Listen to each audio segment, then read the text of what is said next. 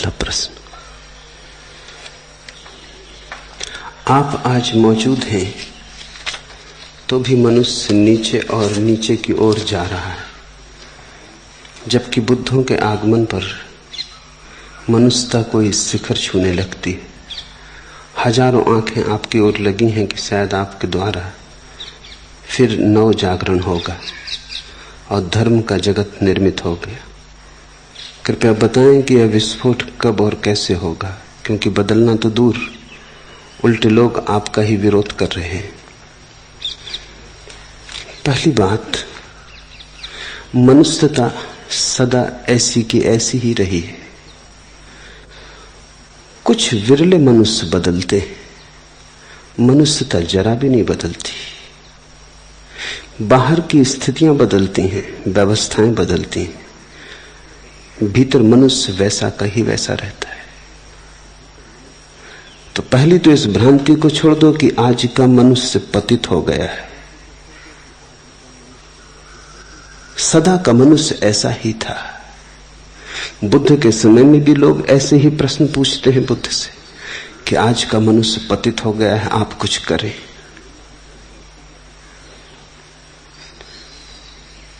Lao Tzu से भी ऐसे ही प्रश्न, कन्फ्यूशियस से भी ऐसे ही प्रश्न। पुराने से पुराना शास्त्र खोज लें, पुराने से पुराना शास्त्र यही रोना रोता है कि मनुष्य पतित हो गया है। बेबीलोन में 6000 वर्ष पुरानी एक ईंट मिली है जिस पर शिलालेख है। उस शिलालेख में यही लिखा है कि आज के मनुष्य को क्या हो गया, पतित हो गया। 6000 साल पहले भी यही बात है। हर समय के आदमी ने ऐसा सोचा है कि आज का मनुष्य पतित हो गया। इसके पीछे कुछ मनोवैज्ञानिक कारण है। अतीत के मनुष्यों का तो तुम्हें पता नहीं, उनके संबंध में तो तुम कुछ भी नहीं जानते। बुद्ध के संबंध में तो तुम कुछ जानते हो, लेकिन बुद्ध किन मनुष्यों के बीच जी रहे थे उनके संबंध में तुम कुछ भी नहीं जानते हो। बुद्ध के संबंध में तो शास्त्र हैं, उनकी महिमा के गीत हैं। उनकी महिमा के गीत को तुम उस समय की मनुष्यता की महिमा मत समझ लेना। अगर सच में ही बुद्ध के समय के लोग ऊंचे होते तो बुद्ध की कौन फिक्र करता है। अंधेरे काले बादलों में ही बिजली चमकती है। बुद्ध इतने बड़े होकर दिखाई पड़े, ये छोटे मनुष्यों के कारण ही संभव था। अगर बुद्ध जैसे ही मनुष्य होते बड़ी संख्या में तो बुद्ध को कौन पूछता, कौन ख्याल करता। सोचो, कोहिनूर हीरा कीमती है क्योंकि अकेला है। अगर गांव गली कूचे, राह के किनारे, नदी के तटों पर कोहिनूरों के ढेर लगे होते तो कोहिनूर को कौन पूछता।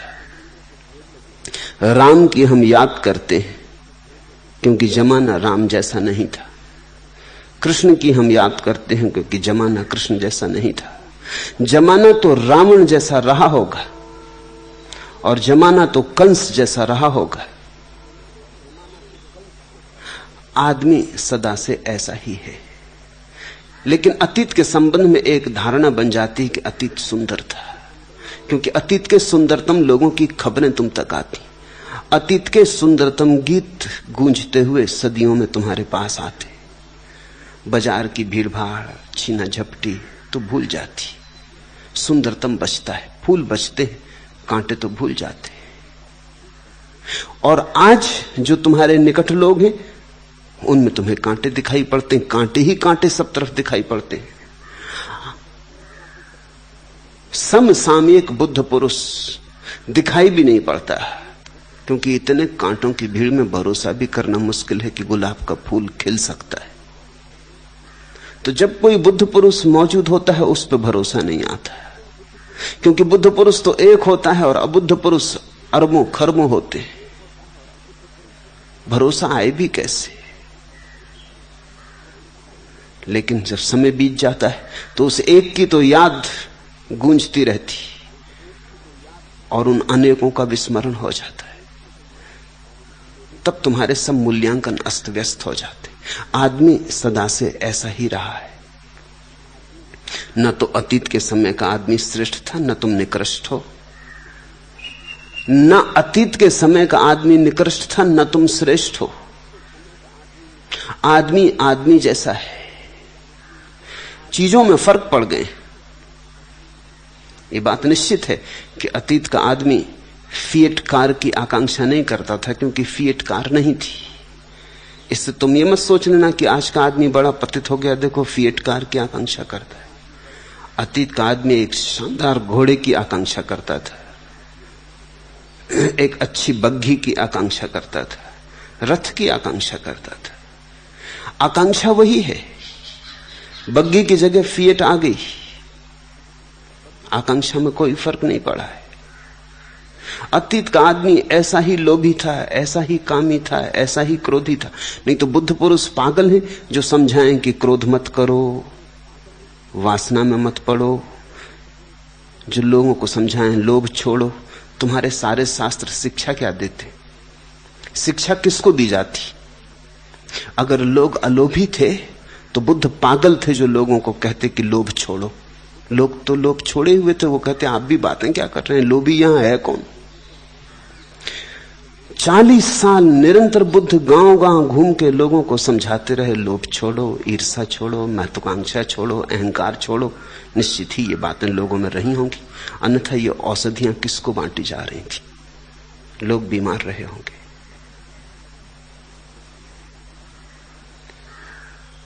तुम्हारे शास्त्र गवाह हैं कि किस तरह के लोगों के बीच में लिखे गए होंगे। जो बीमारी होती है उसकी चिकित्सा का आयोजन करना होता है। लोग कामी रहे होंगे, इसलिए तो ब्रह्मचर्य की इतनी प्रशंसा है। अगर लोग ब्रह्मचारी ही थे तो ब्रह्मचर्य की प्रशंसा का क्या प्रयोजन था? लाओ त्सु ने कहा है, अगर लोग धार्मिक हो तो धर्मशास्त्र व्यर्थ। ठीक कहा है। अगर लोग सचमुच धार्मिक हो तो धर्मशास्त्र की क्या जरूरत? या दूसरी तरफ से देखें, कृष्ण ने कहा है कि जब जब धर्म की हानि होगी मैं आऊंगा। तो उस वक्त क्यों आए थे? धर्म की हानि हो गई होगी।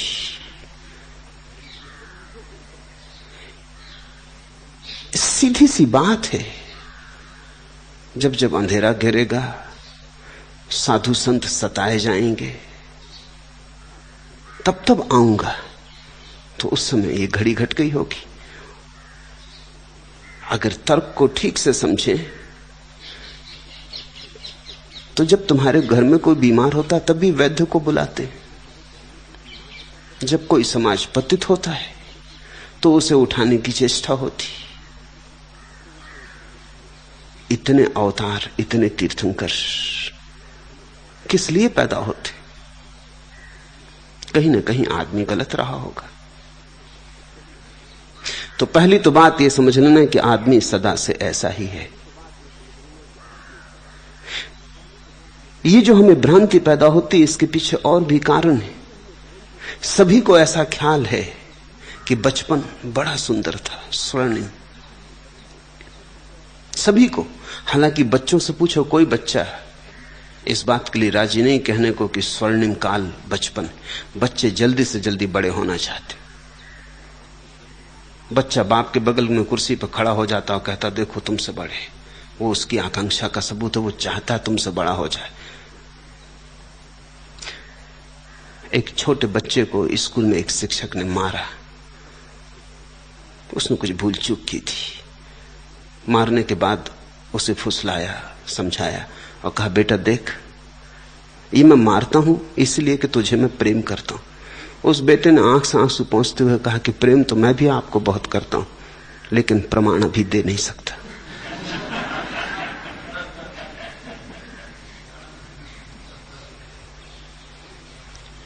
छोटे बच्चों से पूछो, वो जल्दी से जल्दी बड़े हो जाना चाहते, लेकिन बाद में याद रह जाती है सिर्फ कि बचपन बड़ा सुंदर था।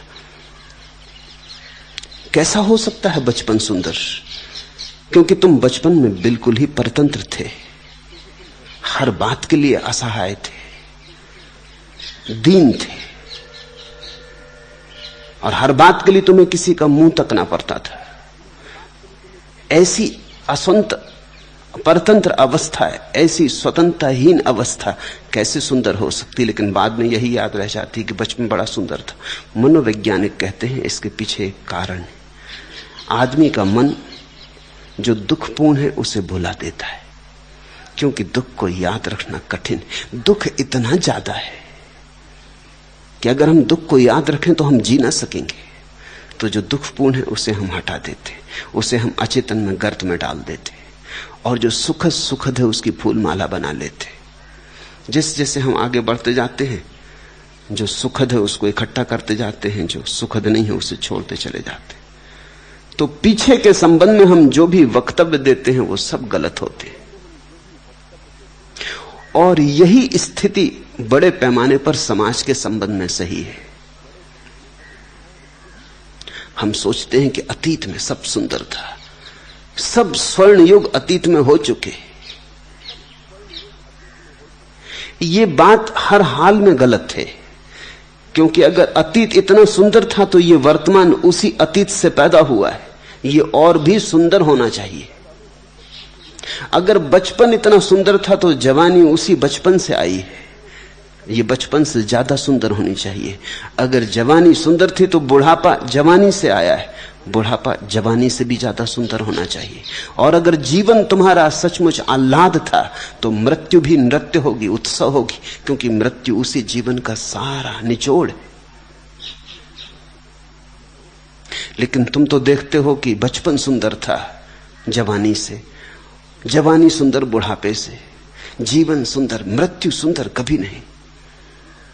ये तो तुम दुख दुख को छोड़ते जाते हो, सुख सुख को चुनते जाते हो। सुख तुम्हें मिलता तो नहीं, लेकिन जो कुछ भी क्षणभंगुर स्मृतियां रह जाती हैं उन्हीं को तुम सजा संवार कर रख लेते हो। तुम आए हो उन्हीं समाजों से जिनको लोग स्वर्ण युग कहते हैं, सतयुग कहते हैं। ये कलयुग सतयुग से पैदा हुआ है। अगर ये कलयुग बुरा है तो कहावत है कि फल से वृक्ष का पता चलता है। अगर फल गलत है तो वृक्ष सड़ा हुआ रहा होगा, बीज से ही सड़ा हुआ रहा होगा। तुम सबूत हो इस बात के कि सारा मनुष्य जाति का अतीत तुमसे बेहतर तो नहीं रहा, किसी हालत में नहीं रहा। तुमसे शायद बुरा भला रहा हो, तुमसे बेहतर तो नहीं हो सकता, क्योंकि तुम उसके फल हो। तो पहली तुम्हें यह भ्रांति तुम्हारे मन से हटा देना चाहता हूं। मैं तुमसे यह भी नहीं कहना चाहता कि तुम श्रेष्ठ हो, तुमसे यह भी नहीं कहना चाहता कि तुम निकृष्ट हो। तुमसे मैं एक बहुत सीधा साधा प्रस्ताव करता हूं कि तुम वैसे ही हो जैसे सबसे सदा से मनुष्य रहा है। इसलिए ये चिंता विचार छोड़कर इस बात पर ध्यान दो कि कुछ मनुष्यों ने कभी कभी जीवन में क्रांति की है। तुम सबकी चिंता भी भूल जाओ।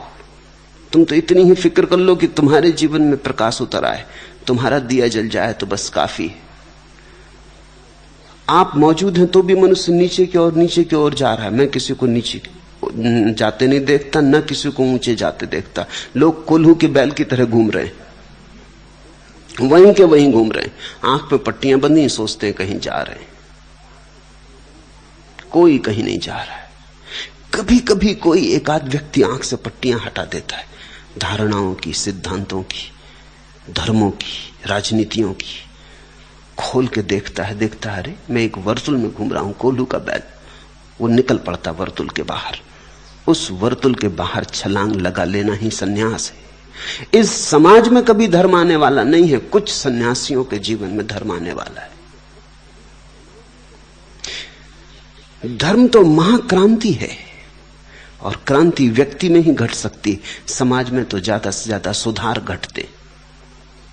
लीपा पोती चलती, मकान वही का वही रहता, कहीं पलस्तर गिर गया तो चढ़ा दिया, कहीं रंग खराब हो गया तो रंग कर दिया, कहीं छप्पर खराब हो गया तो कुछ कपड़े बदल दिए, कहीं दीवार गिरने लगी तो सहारे और टेक लगा दी, मगर मकान वही का वही रहता है।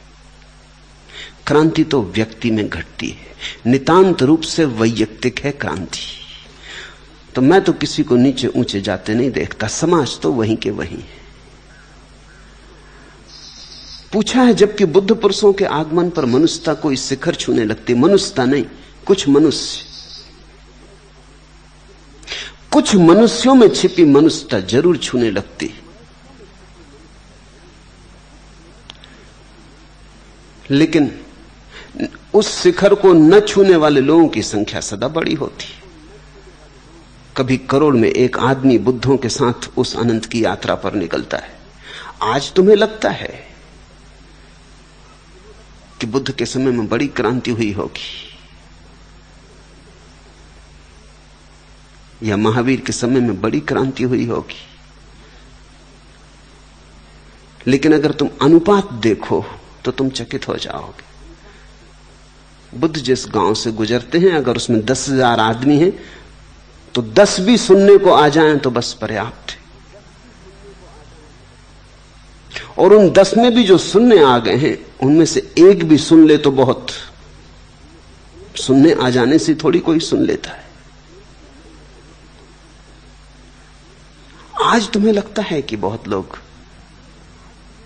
अभी जो मुझे सुन रहे हैं उनकी संख्या नगण्य है, जो मुझे समझ रहे हैं उनकी और भी नगण्य, जो मुझे समझ के अपने जीवन को बदल रहे हैं उनकी और भी नगण्य। समय बीत जाने पर यही संख्या बड़ी दिखाई पड़ने लगेगी। आज जैनों की संख्या 30 लाख से ज्यादा नहीं। अगर महावीर ने 30 आदमियों को बदला हो तो 2000 साल में उनसे 30 लाख की संख्या पैदा हो सकती। बहुत ज्यादा लोगों को नहीं बदला होगा। 2500 साल में जैनियों की संख्या 30 लाख है। 30 जोड़े इतनी बड़ी संख्या पैदा कर सकते हैं 2500 साल में। बहुत थोड़े से लोग बदले होंगे। बदलाहट सदा थोड़े से लोगों में आती। हां, उन थोड़े से लोगों में मनुष्यता जो छिपी है वो बड़े ऊंचे शिखर छूने लगती। मगर तुम इसकी चिंता न करके इसकी ही चिंता करो कि तुम्हारे भीतर वो शिखर छुआ जा रहा है या नहीं। कहीं ऐसा ना हो कि तुम सबकी चिंता में खुद को बिसार बैठो, और वहीं घटना घट सकती सबकी चिंता में तुम तो चूक ही जाओगे और सबको कोई लाभ ना होगा। हजारों आंखें आपकी ओर लगी हैं कि शायद आपके द्वारा फिर नव जागरण होगा। ये भ्रांतियां छोड़ो। किसी के द्वारा कभी कोई नव जागरण न हुआ है, न होने वाला है। कितने सत्पुरुष हुए। तुम ये भ्रांतियां कब तक बांधे रहोगे? ये भ्रांतियां तुम्हें भटकाती हैं। इनके कारण तुम जो क्रांति कर सकते थे वो नहीं करते। तुम बैठ के प्रतीक्षा करते हो होगा, जैसे किसी और का काम है, जैसे ये मेरी जिम्मेवारी, जैसे नहीं होगा तो मैं दोषी। तब तो तुम सभी बुद्ध पुरुषों को दोषी पाओगे, क्योंकि वो नव जागरण अब तक नहीं आया। मैं तुमसे ये कहना चाहता हूं वो कभी नहीं आएगा। अंग्रेजी में उस नव जागरण के लिए जो शब्द है उटोपिया, वो बहुत अच्छा है। उटोपिया शब्द का ही अर्थ होता है जो न कभी आया न कभी आएगा। वो सिर्फ तुम्हारी आकांक्षा है, और नपुंसक आकांक्षा है। दूसरे के लिए प्रतीक्षा क्यों कर रहे हो? मेरे पास लोग आते हैं, वो कहते हैं अब अवतार का जन्म कब होगा? तुम क्या कर रहे हो? जन्माओ अवतार को अपने भीतर। तुम ये उत्तरदायित्व क्यों टालते हो? किस पे टाल रहे हो? मेरे पास लोग आते हैं, वो कहते हैं भगवान सुनता नहीं, इतनी आहें उठ रही हैं, भगवान कहां है, आता क्यों नहीं? ये मनुष्य की जालसाजियां हैं, ये धारणाएं।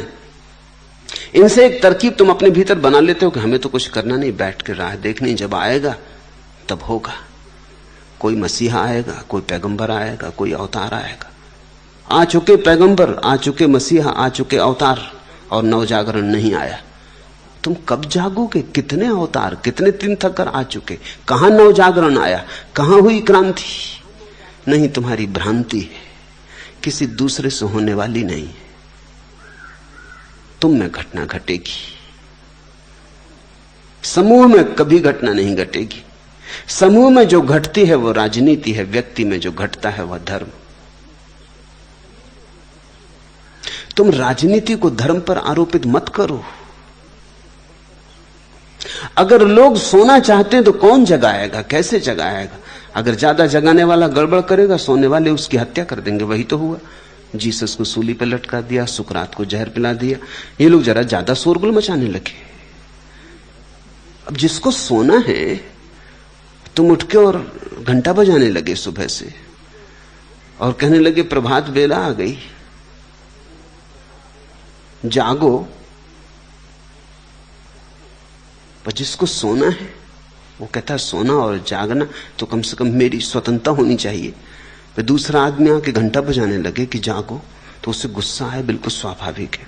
और सोने वाले लोग ज्यादा हैं, सोए ही हैं।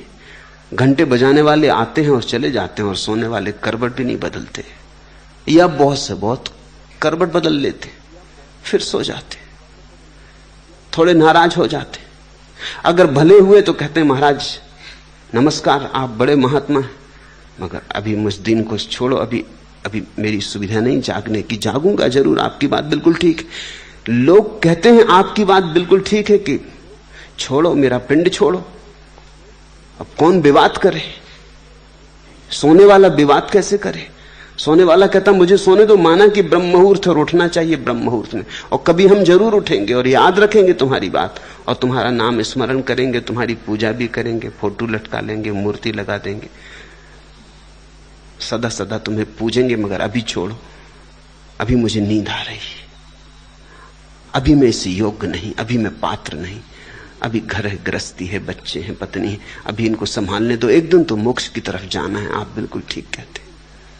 इसलिए तुम पूजा करते हो, मंदिर बनाते हो। तुम्हारे मंदिर और तुम्हारी पूजाएं तुम्हारे बचने की विधियों का अंग है। जो दुष्ट हैं वो झगड़ने को खड़े हो जाते हैं, जो सज्जन है वो पूजा करने को, मगर जगने को कोई राजी नहीं।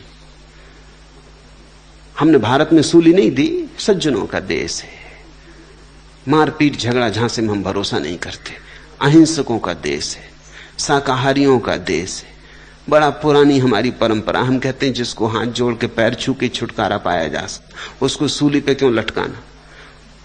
और सूली पे लटकाने से झंझट ही बढ़ती है। आखिर सोने वाले आदमी को सूली बनाना पड़े, ले जाओ, सूली पे लटकाओ, पैर छू लिए कि महाराज साष्टांग दंडवत है, आप जाएं। हमने समझ ली तरकीब। तो जो जीसस के साथ यहूदियों ने किया वो हमने बुद्ध के साथ नहीं किया। कभी इक्के दुक्के किसी पागल ने पत्थर फेंक दिया, लेकिन आमतौर से समाज ने कहा कि आप ईश्वर के अवतार हैं। महावीर को हमने थोड़ी बहुत गाली गलौज दी, लेकिन कोई जहर नहीं पिला दिया जैसा सुकरात को यूनान में पिला दिया।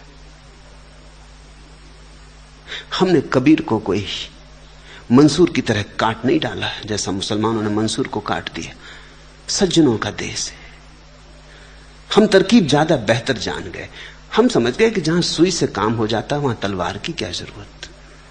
मंदिर में बिठा देते हैं, मूर्ति बना देते हैं, फूल चढ़ा देंगे, शास्त्र बना देते हैं, और क्या चाहिए? मगर जगाने की कोशिश मत करो। समाज कभी भी नहीं जागेगा। समाज तो सोई हुई भीड़ है। इस भीड़ में से कभी कभी कोई विरला पुरुष जागता है। तो तुम ये तो पूछो ही मत, ये तो बात ही मत करो। मैं तुम्हारी किसी भ्रांति में किसी तरह का सहारा देने को तैयार नहीं। मैं नहीं तुमसे कहता कि मेरे द्वारा नव जागरण आएगा, सारी दुनिया में क्रांति हो जाएगी, राम राज्य स्थापित हो जाएगा। हो चुकी ये पागलपन की बातें बहुत। राम से नहीं हुआ राम राज्य स्थापित, तो किसी दूसरे से कैसे हो जाएगा? कृष्ण से नहीं हुआ, हार गए सिर पटक पटक के। बुद्ध से नहीं हुआ तो मुझसे कैसे हो जाएगा? नहीं, बुद्ध और कृष्ण और राम ने वैसी भ्रांति पाली नहीं, वो भ्रांति तुम पाले हुए हो। बुद्ध तो बार बार कहते हैं कि अपने दिए बनो, मेरे द्वारा कुछ भी ना होगा। महावीर बार बार कहते हैं अपनी शरण जाओ, मेरी शरण आने से क्या होगा? महावीर ने तो बहुत साफ कहा है कि मैं स्वयं जागा हूं, मैं तुम्हारे कल्याण के लिए नहीं आया हूं। यद्यपि जैन अभी भी कहे जाते हैं कि जगत के कल्याण के लिए उनका जन्म हुआ, महावीर कहते हैं मैं तुम्हारे कल्याण के लिए नहीं आया, क्योंकि कोई दूसरा तुम्हारा कल्याण कैसे करेगा, और अगर दूसरा तुम्हारा कल्याण कर सके तो वो कल्याण भी दो कौड़ी का होगा, उसमें तुम्हारा विकास फलित नहीं होगा, तुम्हारी आंतरिक उत्क्रांति घटित नहीं होगी, वो उधार होगा, बासा होगा। तो महावीर कहते हैं अपनी शरण जाओ, समझो, अपने को जगाओ। धर्म का जगत कब निर्मित होगा? झूठे सपने मत देखो, जगत अधर्म का रहेगा, इसमें कभी कभी धार्मिक व्यक्ति जगते रहेंगे। ये रात तो अंधेरी रहेगी, इसमें कभी कभी कोई तारे जगमगाते रहेंगे। अब तुम ये प्रतीक्षा मत करो कि कब पूरी रात बदलेगी, तुम तो इसकी फिक्र करो कि मैं जगमगाने लगा या नहीं। तुम जगमगा गए, तुम्हारे लिए रात समाप्त हो गई। तुम जिस दिन जगमगाए तुम्हारी सुबह हो गई। इसे मैं बार बार दोहराना चाहता हूं कि यह क्रांति व्यक्ति के अंतस्थल में घटती है, ये बड़ी आंतरिक है, आत्यंतिक रूप से निजी है, समूह भीड़ से इसका कुछ नाता नहीं।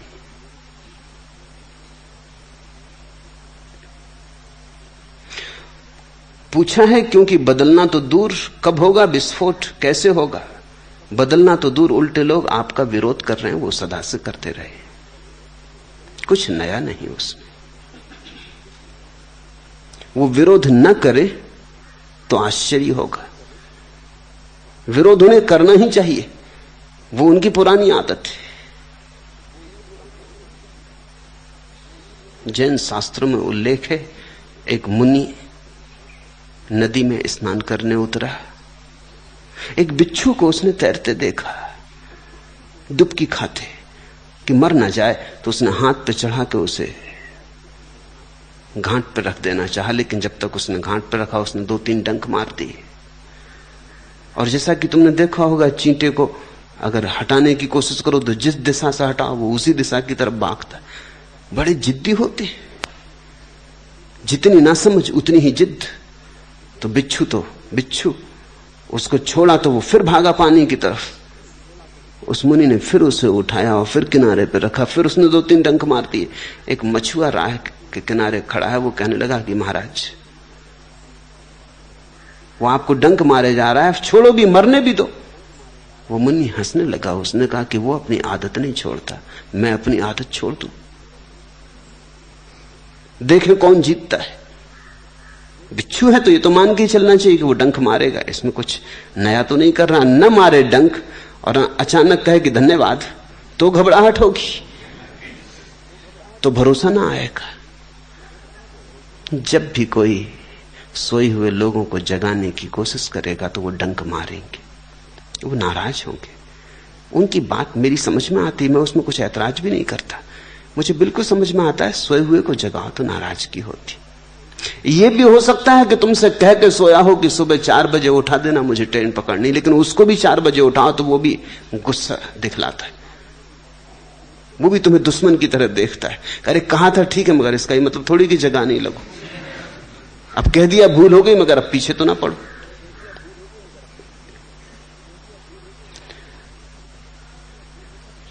रुग्ण आदमी को दवा दो तो भी वो पीने में आनाकानी करता है।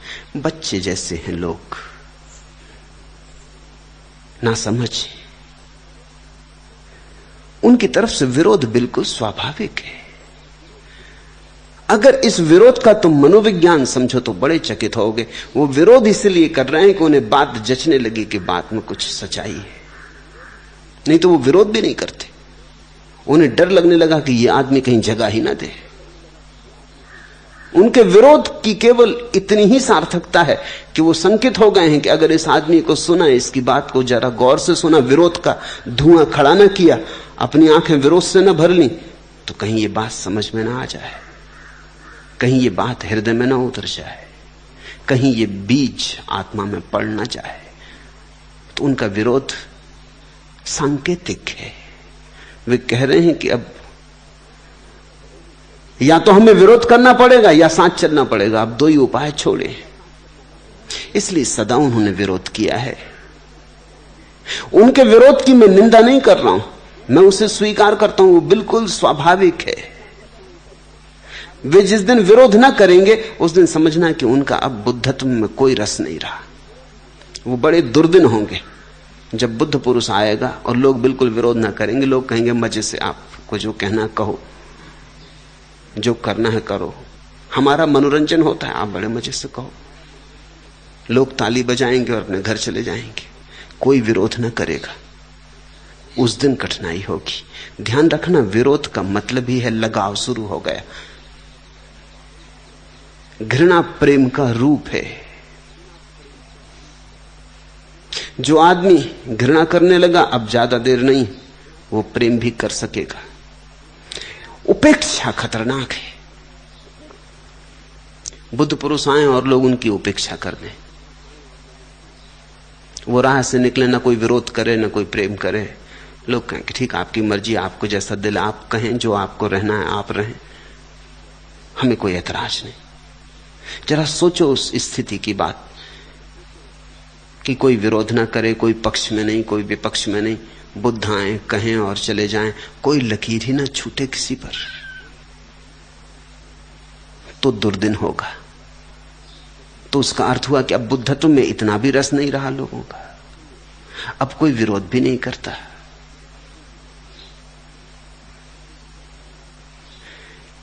विरोध तो रागात्मक है। एक यहूदी हसीद फकीर ने किताब लिखी थी। किताब बड़ी बगावती थी। हसीद बड़े बगावती फकीर है, और उसने अपने देश के सबसे बड़े यहूदी धर्मगुरु को वो किताब भेजी, खुद अपनी पत्नी के हाथ भेजी, और उसने कहा कि कुछ फिक्र ना करना, जो भी हो तू उसमें उलझना मत, सिर्फ देखते रहना क्या हो रहा, सब मुझे आके वैसा का वैसा बता देना। वो गई, जैसे ही किताब उसने दी पंडित के हाथ में, उसने किताब उलट के देखी, देखा कि हसीद फकीर की है। वो तो ऐसा तिल मिला गया कि जैसे हाथ में अंगारा रख दिया हो। उसने तो किताब उठा के बाहर फेंक दी अपने मकान के। उसने कहा कि मेरे हाथ अपवित्र हो गए, मुझे स्नान करना पड़ेगा। वो तो आग बबूला हो गया। उसके पास ही एक दूसरा पुरोहित बैठा था, एक दूसरा धर्मगुरु। उसने कहा कि माना कि वो बगावती है, मगर उसने किताब भेंट भेजी, तुम थोड़ी देर बाद फेंक देते, ये पत्नी को तो चले जाने देते। उसने भेजी तो उसने तो प्रेम से भेजी, उपहार दिया। इस पत्नी को चले जाने देते फिर फेंक देते, इतनी जल्दी क्या थी? और तुम्हारे घर में इतनी किताबें हैं, इतनी बड़ी लाइब्रेरी है, उसमें वो एक किताब पड़ी भी रहती तो क्या बिगाड़ती थी? पत्नी वापस लौटी। पति ने पूछा क्या हुआ? उसने कहा कि प्रधान पुरोहित ने तो किताब एकदम बाहर फेंक दी, वो तो ऐसे नाराज हो गए कि मुझ पे हमला ना कर दे। उन्होंने तो ऐसा जिससे कि हाथ में मैंने अंगारा रख दिया हो। मगर उसके पास ही एक दूसरे धर्मगुरु बैठे थे। उन्होंने कहा कि नहीं, ये करना उचित नहीं है, पत्नी को चले जाने देते फिर फेंक देते, या फिर रखी रहती किताब। इतनी किताबें पड़ी, तुम्हारे घर में विरोधियों की किताबें भी रखी, तो ये तो यहूदी है, माना कि बगावती है, रख लेते, पड़ी रहती लाइब्रेरी में, क्या बिगड़ता था? पति ने कहा जिसने किताब फेंकी उसे तो हम किसी न किसी दिन बदल लेंगे, लेकिन दूसरे से हमारा कोई संबंध नहीं बन सकता। समझे आप मतलब? जिसने किताब फेंकी उससे तो रागात्मक संबंध बन गया। वो कम से कम इतना तो राग है उसका, जोश तो आया, उसने कुछ किया तो तरंग तो उठी। वो जो बैठ के शांति से कह रहा रख लो, डाल दो, किनारे में पड़ी रहेगी लाइब्रेरी में, वो उपेक्षा से भरा आदमी, उससे हम कभी कोई संबंध न बना पाएंगे। इस धर्मगुरु को तो हम बदल लेंगे, लेकिन दूसरे धर्मगुरु से हमारा कोई संबंध न बन पाएगा। मैं दूसरे के लिए दुखी हूं। पत्नी तो बहुत चौंकी, वो तो सोचती थी दूसरा भला आदमी है, पहला आदमी बुरा है। लेकिन उसके पति ने कहा कि पहला आदमी तो हमारे चक्कर में आ ही चुका है, दूसरा खतरनाक है। मैं तुमसे कहता हूं कि पहला तो उठा के किताब पढ़ेगा। जिसने इतने जोश से फेंकी वो बिना पढ़े नहीं रह सकता, क्योंकि इस जोश को कैसे शांत करेगा। वो तो उत्सुक हो ही गया। मैं उसका पीछा करूंगा, रात सपने में दिखाई पड़ूंगा, मैं उसके सिर के आसपास घूमूंगा। वो सोचेगा कई बार कि फेंकना था कि नहीं फेंकना था, देख तूने उसमें लिखा क्या है। जो मेरा विरोध करते हैं वो निश्चित रूप से मेरी किताब पढ़ते हैं, तुम ख्याल रखना। उनसे मेरा संबंध बन चुका है, उनसे मेरे हृदय का नाता जुड़ गया, धीरे धीरे खींच लूंगा। लेकिन जो विरोध भी नहीं करते, विरोध तक नहीं करते, उनके साथ बड़ा मुश्किल है। उनके हृदय का दरवाजा पाना बहुत मुश्किल, उनका दरवाजे सब बंद है। और ये बिल्कुल स्वाभाविक है। जितनी क्रांति की बात होगी उतनी ही कठिनाई होती। लोग परंपरा से जीते, लोग परंपरा में सुविधा और सुरक्षा पाते। बदलाहट साहसियों का काम है, दुस्साहसियों का काम है। उतना साहस जिसमें नहीं होता, वो विरोध न करे तो क्या करे। उसका विरोध तो समझो वो ये कह रहा कि इतना साहस मुझ में नहीं, तो या तो मैं ये स्वीकार करूं कि मैं कायर और कमजोर हूं, और यह सिद्ध करूं कि यह बात गलत है। तो पहले वो कोशिश करता है सिद्ध करने की कि बात गलत है, जाने योग्य है ही नहीं, इसलिए हम नहीं जाते। नहीं तो उसे साफ हो जाएगा, अगर जाने योग्य और नहीं जाते तो फिर हम कायर। अहंकार को फिर चोट लगती। वो अहंकार की सुरक्षा है विरोध। लेकिन जब कोई व्यक्ति मुझ में और उसके अहंकार में चुनाव करने लगा, तो एक न एक दिन उसे मुझे चुनना ही होगा, क्योंकि अहंकार सिवाय नरक के कुछ देता ही नहीं। उस चुनाव को तुम कब तक किए चले जाओगे?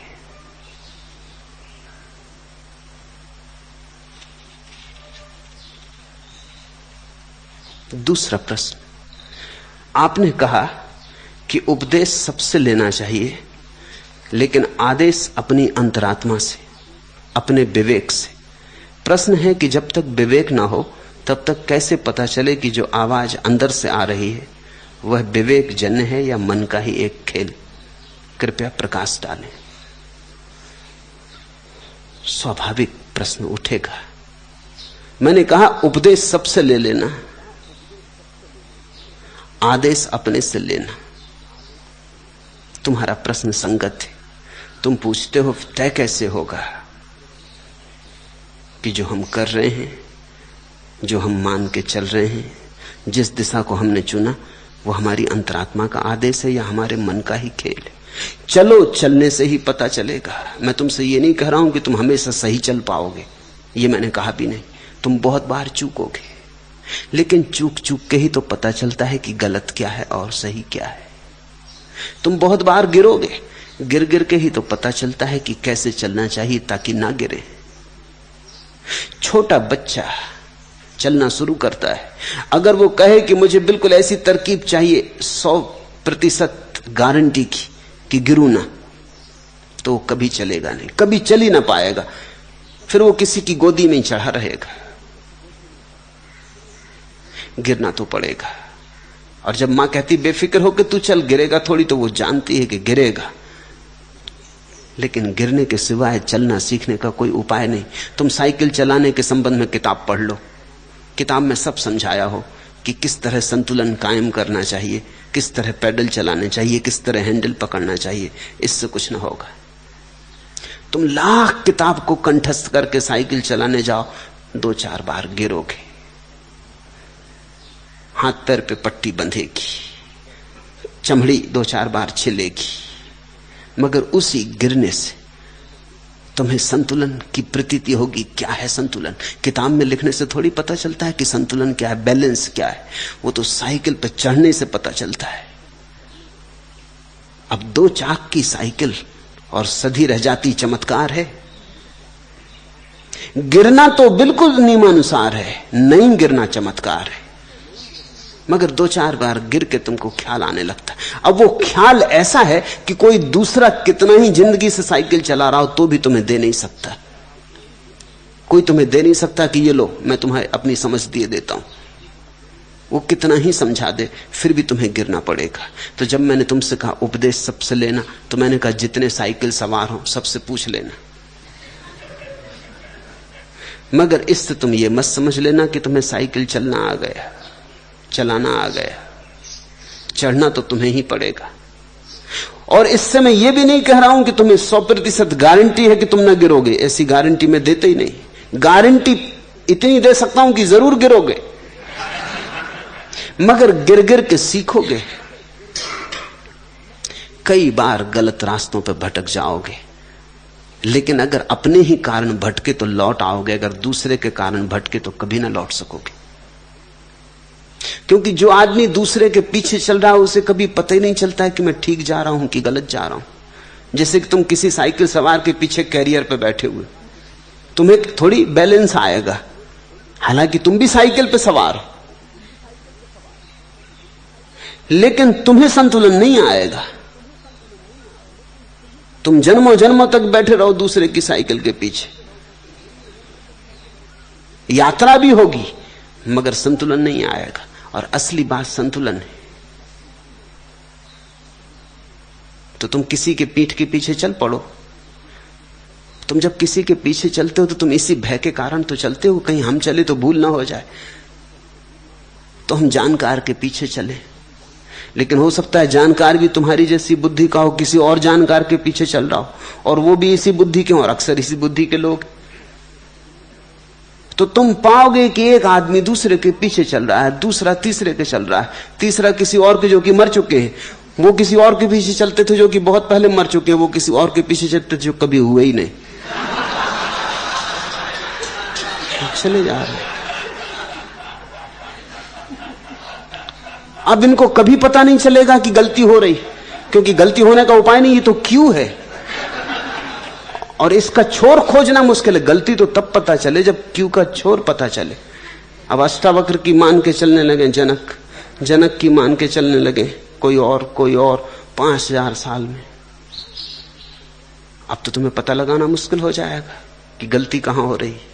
ये तो बड़ा क्यों है। इसमें तो अष्टावक्र गिरे तो भी तुम्हें पता ना चलेगा कि वो गिर गया गड्ढ में, वो काम नहीं आई उनकी गीता, वो तड़फ रहे हैं पड़े, उसका भी तुम्हें पता नहीं चलेगा। तुम तो भेड़ चाल से चलते चले जाओगे। जब 10-5000 साल में तुम भी उनके ऊपर गिरोगे, उनकी हड्डियों पर, तब तुम्हें पता चलेगा कि तो भूलोगे, लेकिन तब बहुत देर हो चुकी होगी। नहीं, भूल के किसी के पीछे मत चलना। सुन लेना, जान लेना, समझ लेना, लेकिन उत्तरदायित्व सदा अपना अपने हाथ में रखना। तो उसका लाभ है। कम से कम क्यों तो नहीं है आगे। तुम गिरोगे तो पता तो चलेगा कि मैं गिरा। तुम गिरोगे तो गिरना क्यों हुआ, किस कारण से हुआ, इसका तो पता चलेगा। अगली बार उस तरह का कारण न दोहरे, इसकी समझ तो आएगी। 10-5 बार गिर के तुम्हें साइकिल चलाने की कला आ जाएगी। वो कला है, विज्ञान नहीं। विज्ञान होता तो दूसरा दे देता, कला कोई दे नहीं सकता। कला सीखनी पड़ती अनुभव से।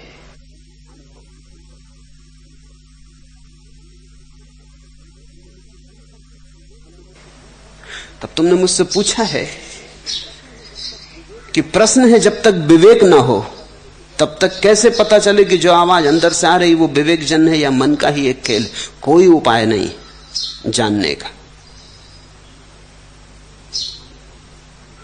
अनुभव से ही तुम्हें धीरे धीरे पता चलेगा। कैसे पता चलेगा?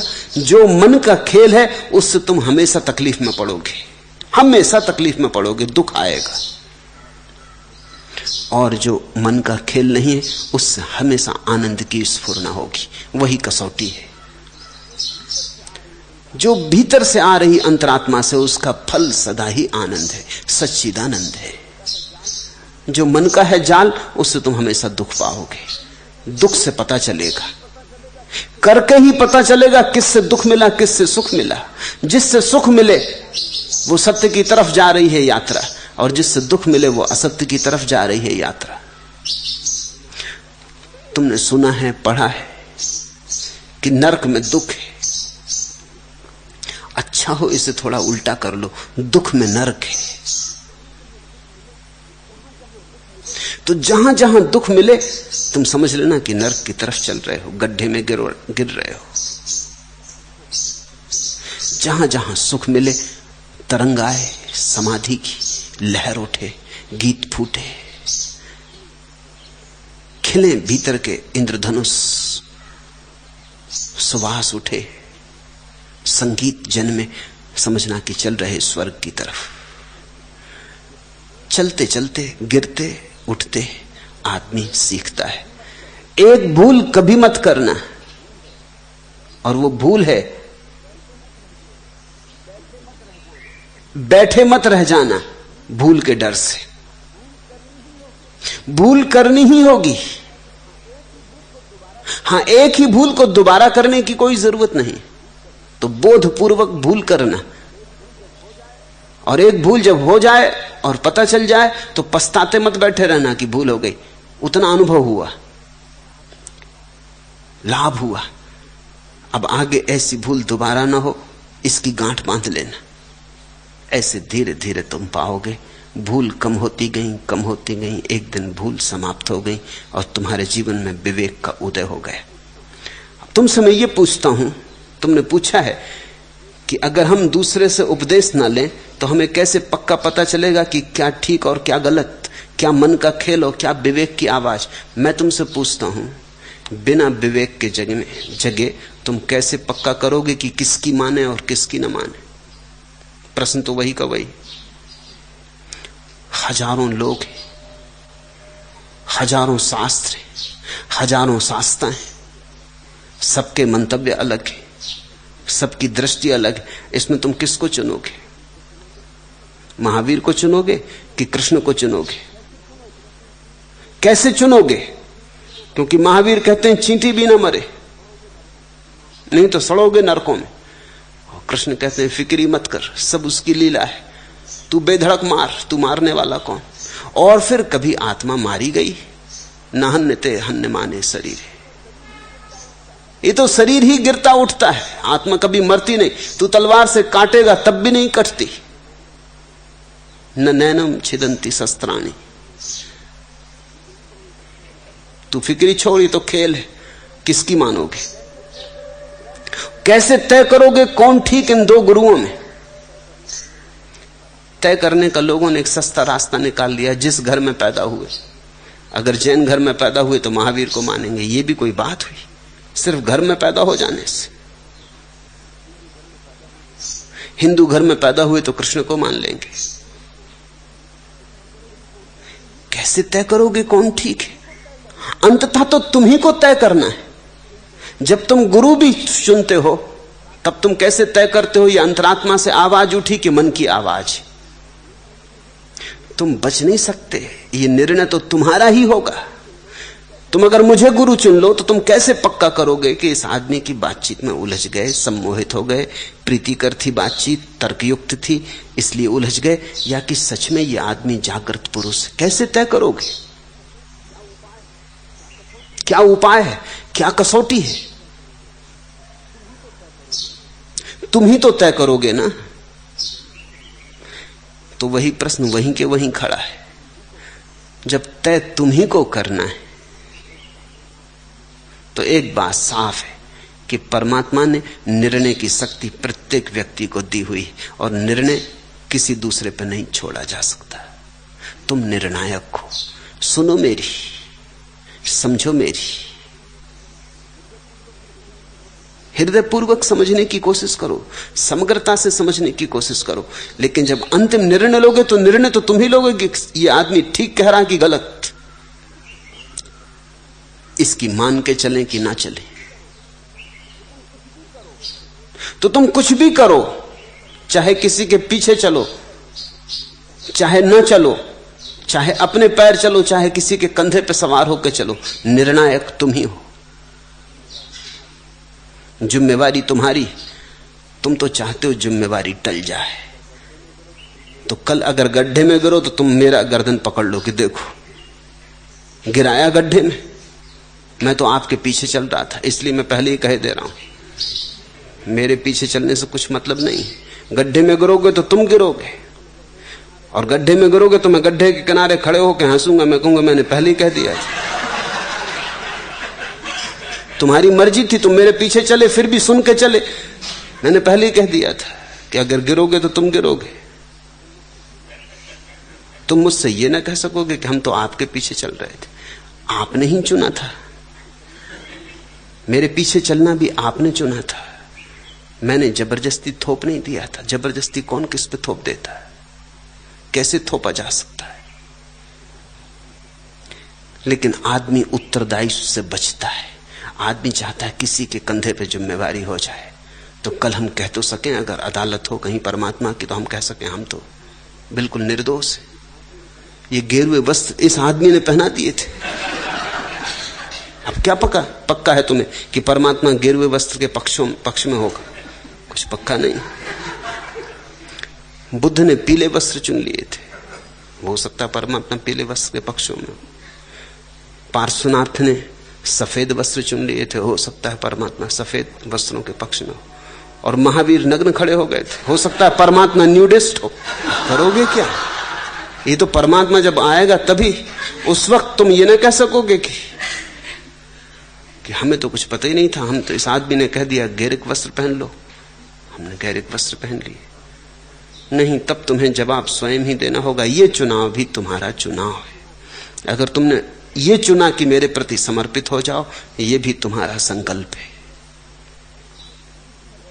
ये भी तुमने ही चाहा है।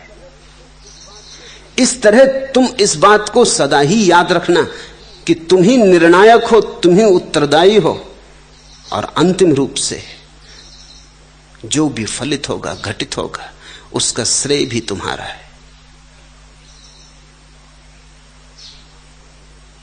ऐसा मान के जो व्यक्ति चलता है वही सत्य का शोधक, खोजी। खतरे तो हैं ही, जीवन जोखिम है, और जो जितने ज्यादा खतरे उठाता है उतना ही जानने में समर्थ हो पाता है। जो लोग खतरे नहीं उठाते वो मिट्टी के लौंदे रह जाते, उनके जीवन में कोई धार नहीं होती, उनके जीवन में कोई त्वरा नहीं होती, कोई चमक नहीं होती, उनके जीवन में प्रतिभा नहीं होती। तुम जाकर देख सकते हो, ऐसे मिट्टी के लौंदे तुम्हें आश्रमों में बैठे मिलेंगे, मंदिरों में बैठे मिलेंगे, घंटियां बजा रहे, पूजा कर रहे, कोई उपवास कर रहा है। मिट्टी के लौंदे, उन आंखों में तुम बिजलियां ना पाओगे, और उनके प्राणों में तुम वो ऊर्जा ना पाओगे जो ऊर्जा सत्य को पाने के लिए अत्यंत अनिवार्य है। तुम उन्हें मुर्दा पाओगे, तुम उन्हें लाश की तरह पाओगे। तो मैं तुमसे यह कहता हूं कि ऐसे तुम मत बन जाना।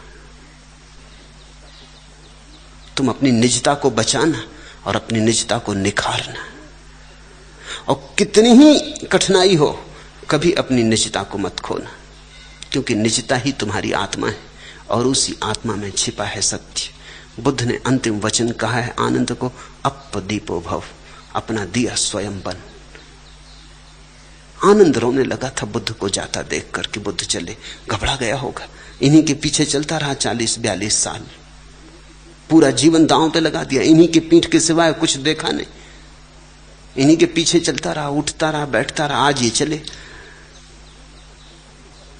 तो रोने लगा। स्वाभाविक था रोना। उसने कहा कि मैं तो अभी तक पहुंचा नहीं और आपके जाने की घड़ी आ गई। तो बुद्ध ने कहा मैंने तुझे कभी कहा ही नहीं कि मैं तुझे पहुंचा दूंगा, अपना दिया खुद बन। और आनंद शायद मेरे कारण बाधा पड़ती रही हो, तो अब मैं जा रहा हूं, अब वो बाधा भी ना रहेगी, अब तेरे सामने कोई पीठ ना होगी, अब तेरे सामने खुला आकाश होगा। और आश्चर्य की घटना है कि आनंद 24 घंटे बाद ही ज्ञान को उपलब्ध हुआ। 42 साल में जो ना हो सका वो 24 घंटे में हुआ।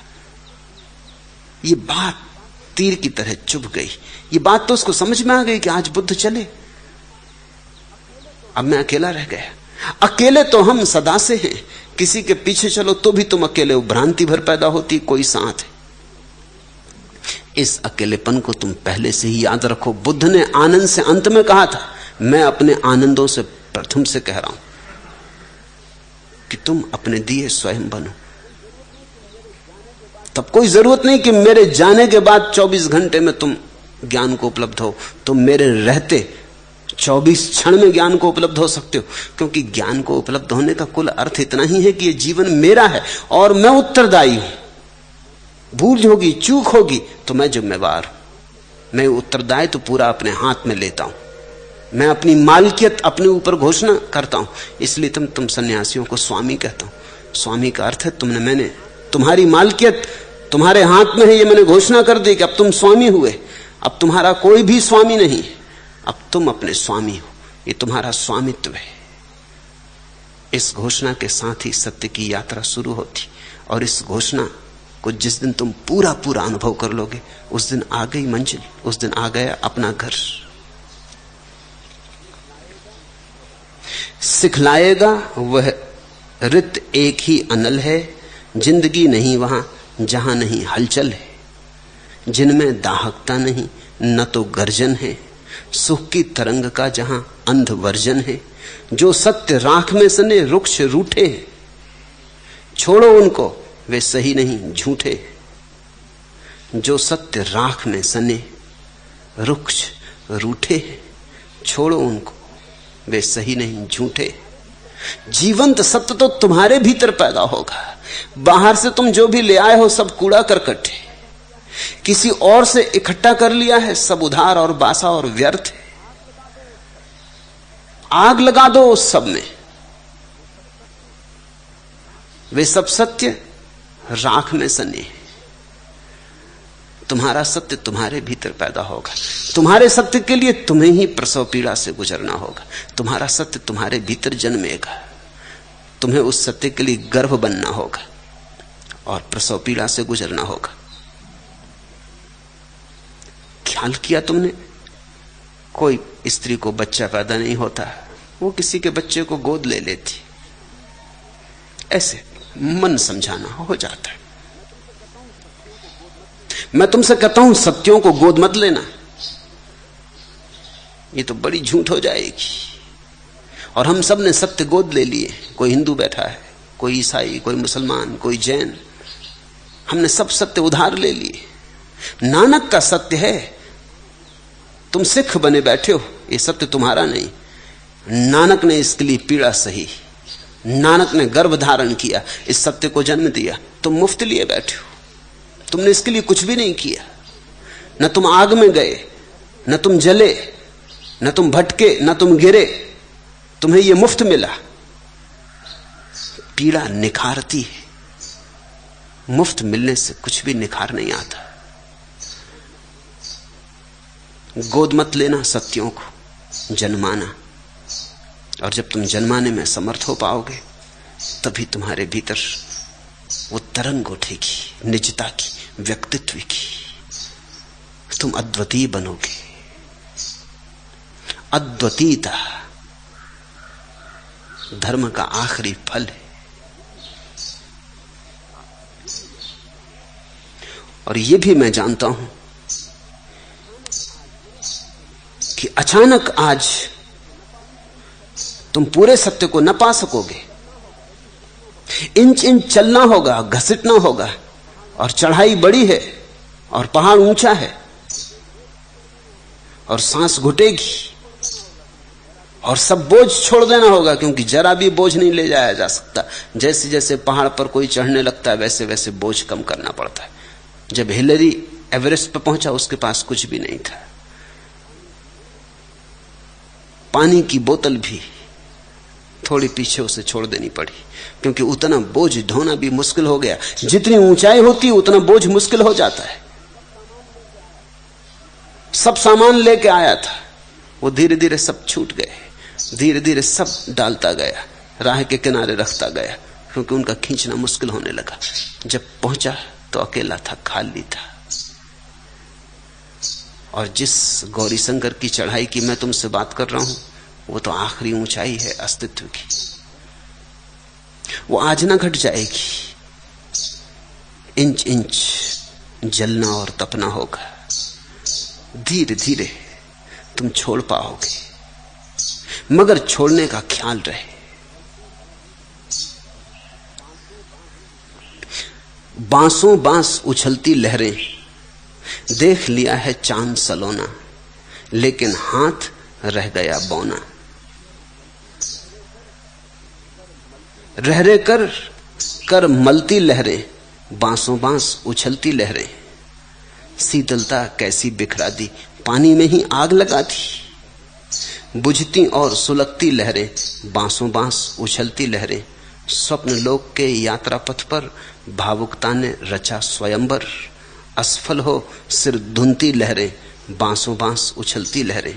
चांद तो दिखाई पड़ने लगता है उपदेश से, तुम बांसों बांस उछलने लगते हो। मगर इतने से चांद मिल न जाएगा। उपदेश से चांद नहीं मिलेगा, उपदेश से चांद दिखेगा। मिलेगा तो तुम्हारे अपने जीवन को एक अनुशासन और आदेश देने से। तो जो मैंने कहा कि तुम उपदेश सबसे ले लेना, आदेश स्वयं देना, उसका इतना ही अर्थ है। महावीर, बुद्ध, कृष्ण, क्राइस्ट, नानक, कबीर, उनके पास तुम्हें पहली दफे चांद की स्मृति आएगी कि चांद है। पहली दफे तुम्हारी जमीन में गड़ी आंखें ऊपर उठेंगी और आकाश को देखेंगी। तुम उछलोगे खूब, जीवन बड़ी प्रफुल्लता से भर जाएगा। सदगुरु के पास होना एक अपूर्व अनुभव है। तो फिर सत्य को पहुंच जाना तो कैसा अपूर्व होगा, सोच लो। सदगुरु के पास होना भी अपूर्व अनुभव है, जिसे सत्य मिला है उसके पास होना भी अपूर्व अनुभव है। बांसों बांस उछलती लहरें, देख लिया है चांद सलोना, लेकिन हाथ रह गया बौना। रह रह कर मलती लहरें, बांसों बांस उछलती लहरें। तुम्हारा हृदय उछलने लगेगा, तरंगे लेने लगेगा, चांद दिखाई पड़ने लगा।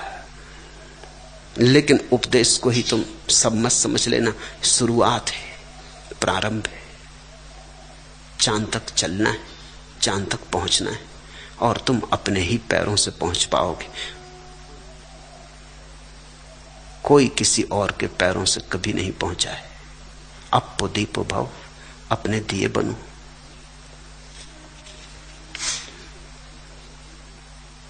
तीसरा प्रश्न, मैं आंसू का एक झरना हूं, लेकिन हूं रुंधा हुआ अरसे से। कैसे चट्टान हटे बुद्धि की, कैसे मैं फूटकर बह निकलूं। पूछा है योग प्रीतम ने। प्रीतम कवि हैं।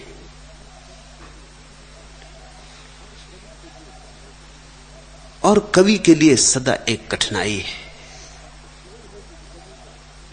और कठिनाई है कि कवि का अस्तित्व तो होता है हृदय का, अभिव्यक्ति होती है बुद्धि की। तो कवि के भीतर एक द्वंद्व होता है, एक सतत द्वंद्व है। जो उसे कहना है वो शब्दों के पार है, और जो उसे कहने का माध्यम है वो शब्द है। जो वो उड़ेलना चाहता है वो हृदय है, और उड़ेलना पड़ता है बुद्धि की भाषा में। सब कटपिट जाता है, सब खंड खंड हो जाता है, छितर जाता है। इसलिए कवि सदा पीड़ा में रहता है। कभी कभी तृप्त नहीं हो पाता, और जो कभी तृप्त हो जाए वो बहुत छोटा कवि, तुकबंद कहना चाहिए, कवि नहीं।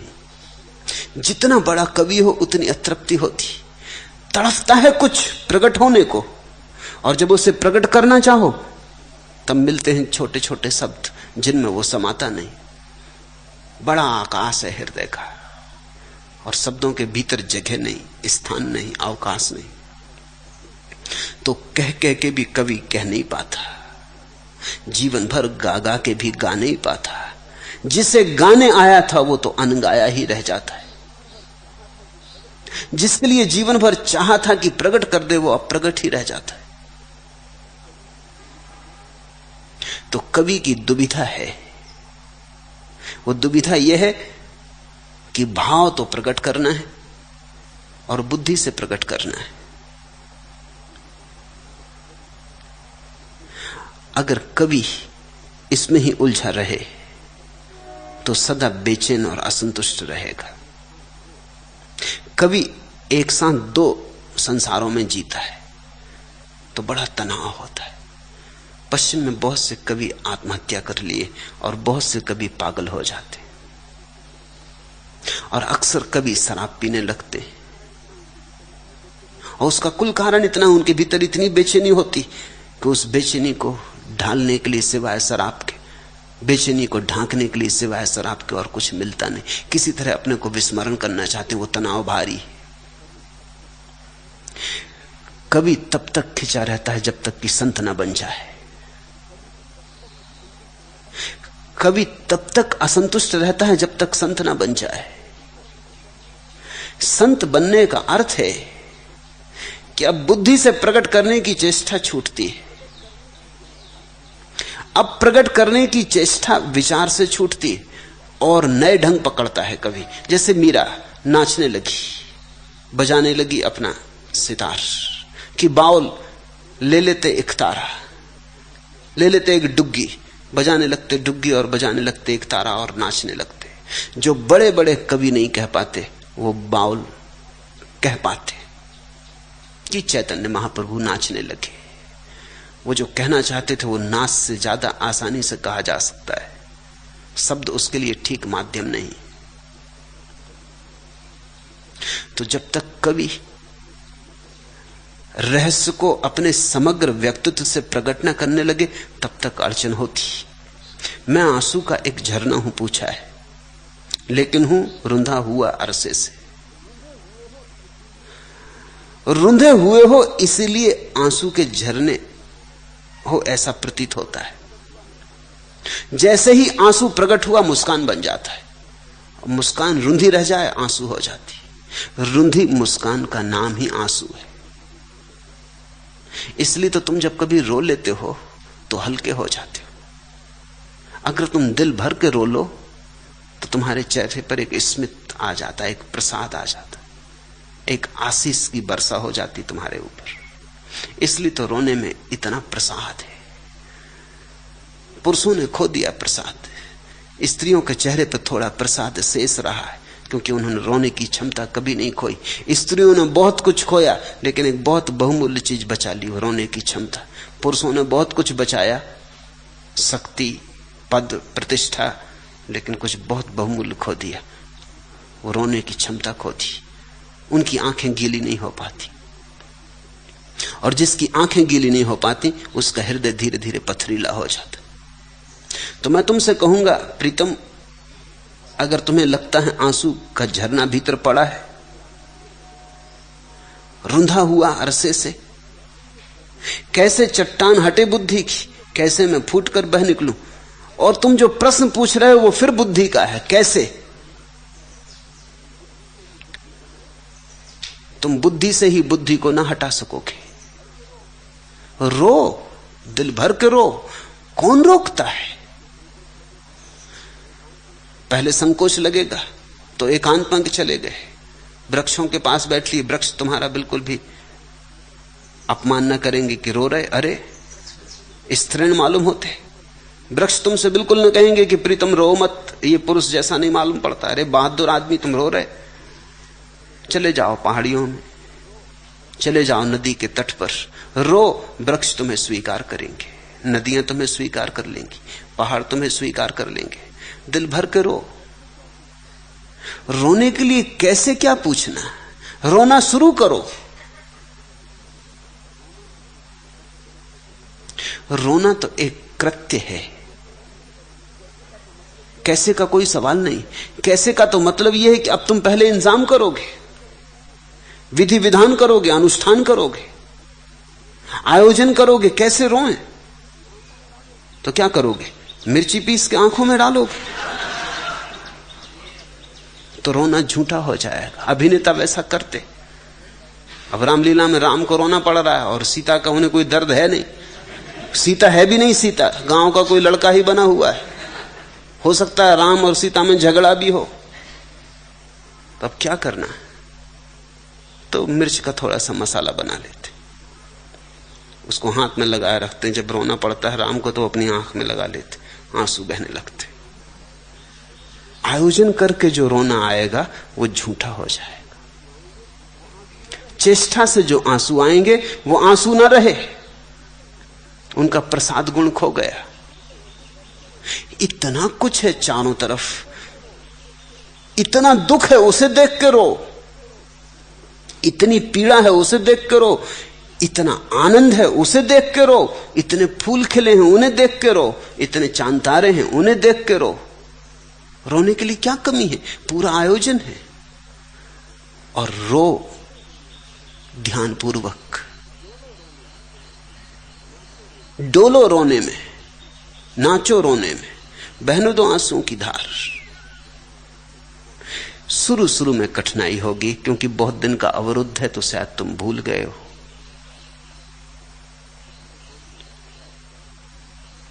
एकांत में जाके बैठ जाओ और प्रतीक्षा करो।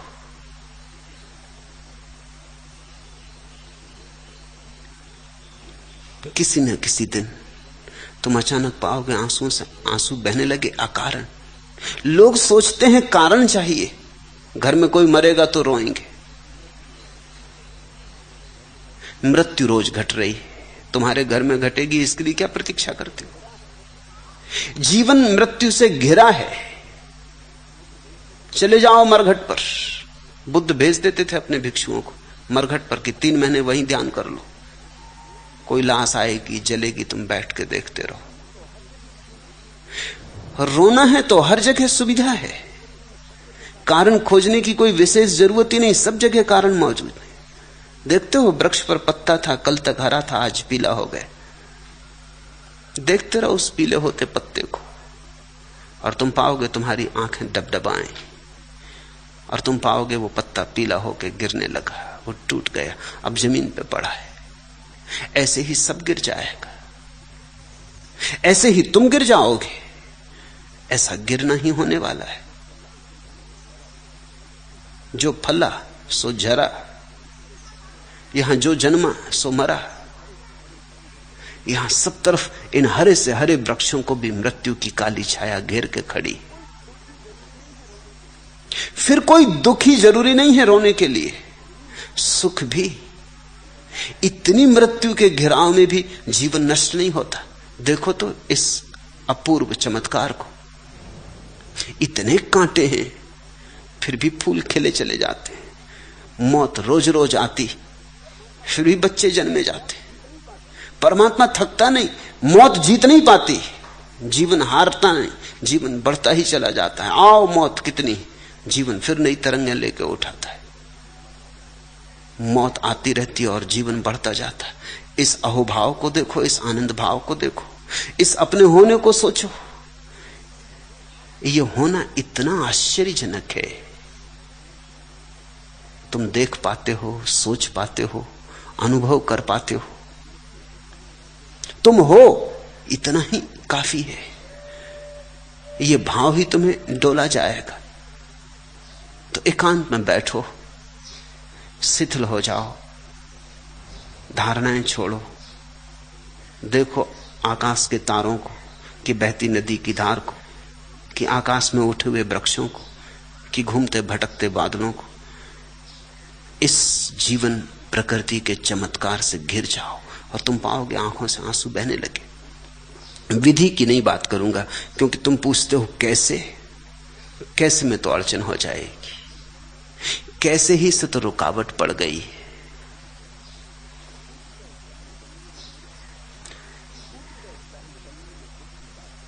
फूट कर बह निकलने में बुद्धि बाधा नहीं दे रही। तुम बुद्धि को पकड़े हो इसलिए बाधा है, इसे भी ख्याल में ले लेना। लोग सोचते हैं बुद्धि बाधा दे रही, बुद्धि बाधा नहीं दे रही। चैतन्य महाप्रभु के पास कुछ कम बुद्धि ना थी, लेकिन फर्क इतना ही है कि उन्होंने बुद्धि को पकड़ा नहीं। बुद्धि अपनी जगह, हृदय उसे डुबाता हुआ, सरोबोर करता हुआ बहता रहता। बुद्धि बाधा नहीं डालती। सच तो यह है, जहां चट्टानें होती हैं वहां नदी में संगीत आ जाता। तुमने देखा झरना जब चट्टानों से बह के निकलता है तो झरने में संगीत आ जाता। चट्टाने ना हो तो संगीत खो जाता है। झरना कुछ रिक्त हो जाता है। बिना चट्टानों के झरने में शोर नहीं रह जाता, स्वर नहीं रह जाता, झरना नीरव हो जाता है, झरने की वाणी खो जाती है। तो मैं तो तुमसे कहता हूं बुद्धि की फिक्र ही मत करो, बुद्धि को रहने दो पत्थर की तरह, चट्टानों की तरह, बहुबुद्धि के ऊपर से बहुबुद्धि को घेर कर, और तुम पाओगे कि तुम्हारे हृदय के बहते झरने पे जब बुद्धि की चट्टानों की टक्कर होती तो उठेगा एक संगीत, उठेगा एक निनाद, एक मरमर। वही काव्य है, वही असली कविता है। एक तो ऐसी कविता है जो भाव उठता है और उसको तुम चेष्टा करके बुद्धि के शब्दों में ढालते हो, वही तुम्हारी अड़चन है अभी। एक और भी कविता है जो बहती अनायास बुद्धि की चट्टानों से टकराती, उस टकराहट से जो रव पैदा होता है, जो लय पैदा होती, वो जो गुनगुनाहट पैदा हो जाती, वो एक कविता है। उस कविता में अर्थ कम होगा, लय ज्यादा होगी। उस कविता में व्याकरण कम होगा, संगीत ज्यादा होगा। उस कविता को शायद बुद्धि के ढांचे में समझा ही ना जा सके, लेकिन फिर भी हृदय उससे आंदोलित होगा। आधुनिक काव्य की यही खूबी है, उसने व्याकरण छोड़ी, लयबद्धता, पुराने ढंग की मात्रा, छंद का आयोजन छोड़ा। नई कविता शुद्ध कविता है। पुरानी कविता से उसने बड़ी ऊंचाई ली। बहुत लोगों की समझ में नहीं आती, क्योंकि बहुत लोग सीमा के बाहर को नहीं समझ पाते, बहुत लोग व्याकरण के बाहर को नहीं समझ पाते, बहुत से लोग परिभाषा के बाहर को नहीं समझ पाते। ऐसा नए चित्रों में भी हुआ है, नई मूर्तियों में भी हुआ है, नई कविता में भी हुआ है। सारे जगत में एक विस्फोट हुआ है। वो विस्फोट हृदय को बहाने से है। बुद्धि के पत्थर पड़े रहने दो, इससे हानि नहीं है, इससे बुद्धि के इन पत्थरों से थोड़ी समृद्धि ही बढ़ेगी।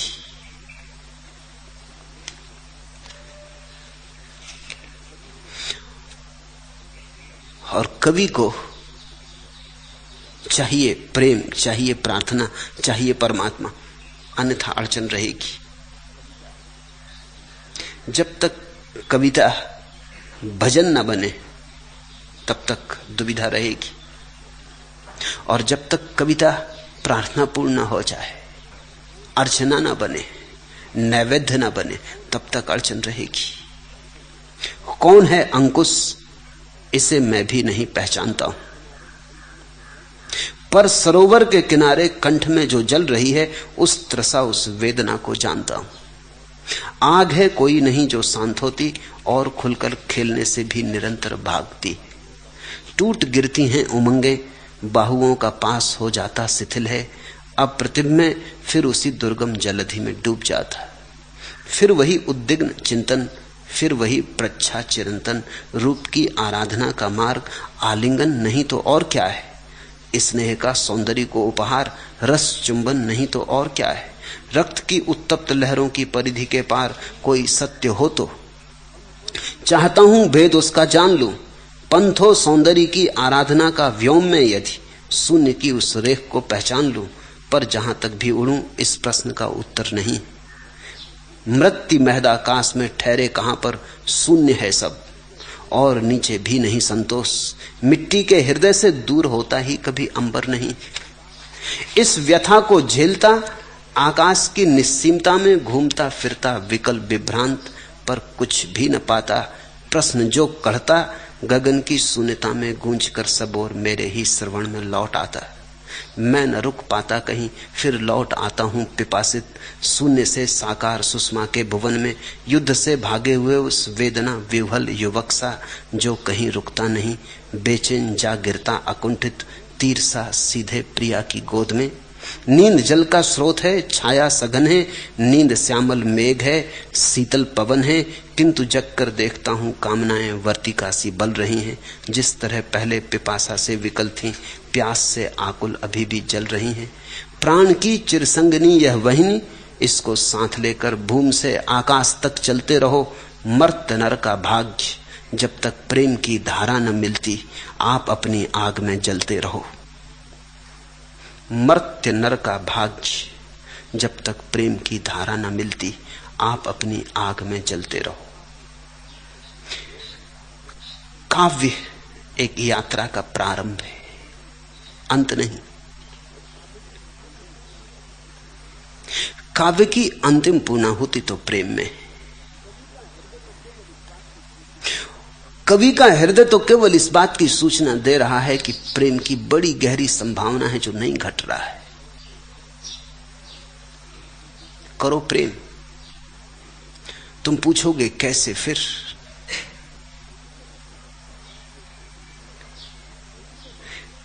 प्रेम के लिए कैसे की कोई भी जरूरत नहीं।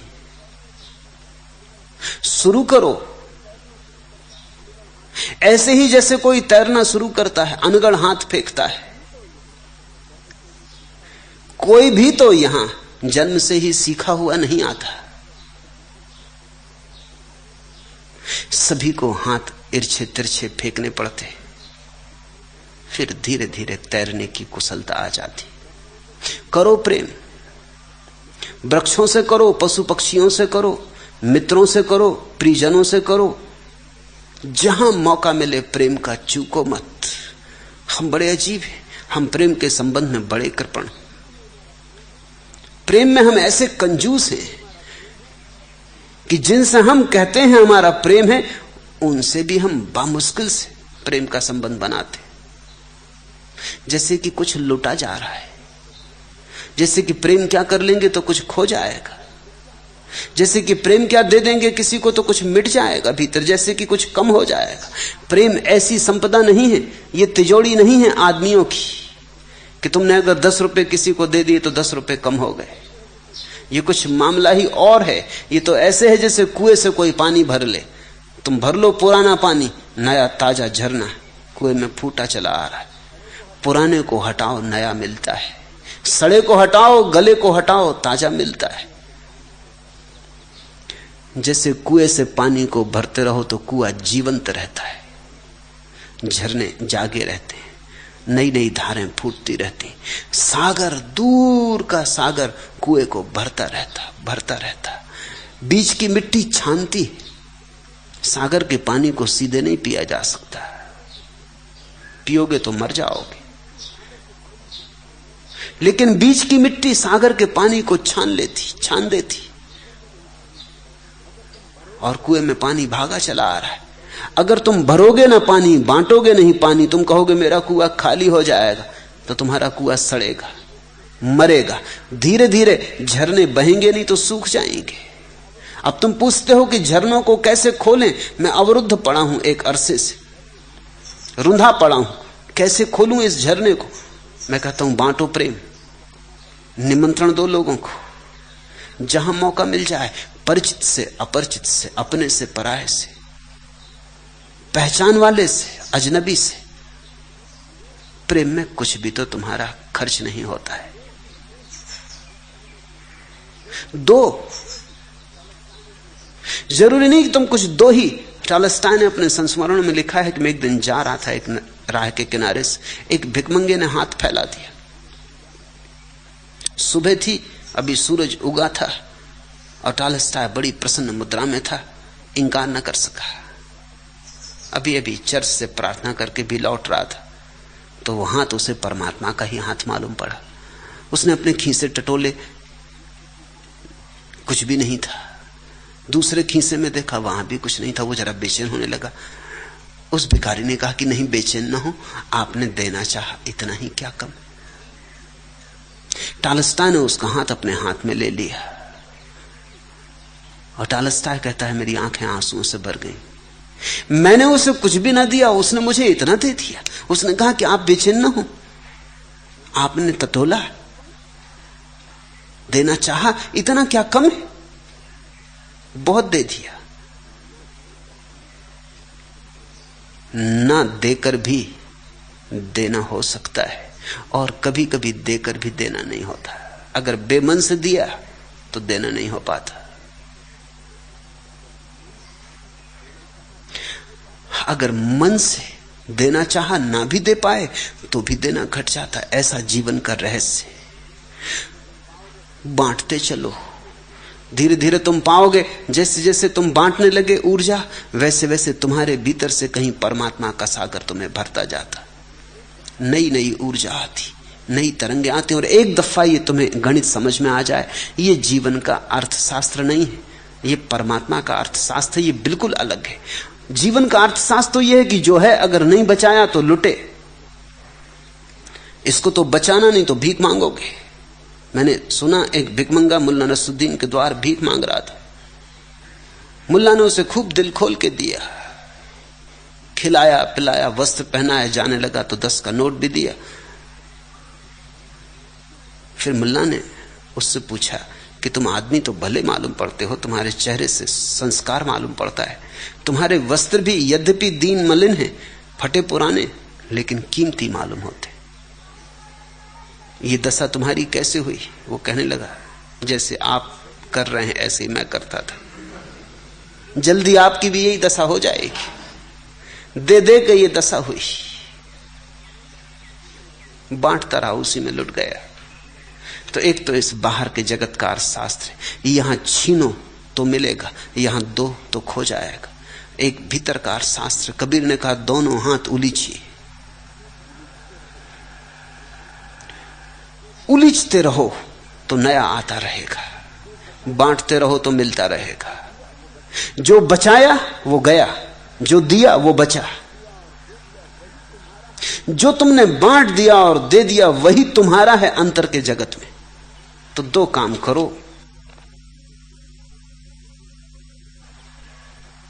प्रेम बांटो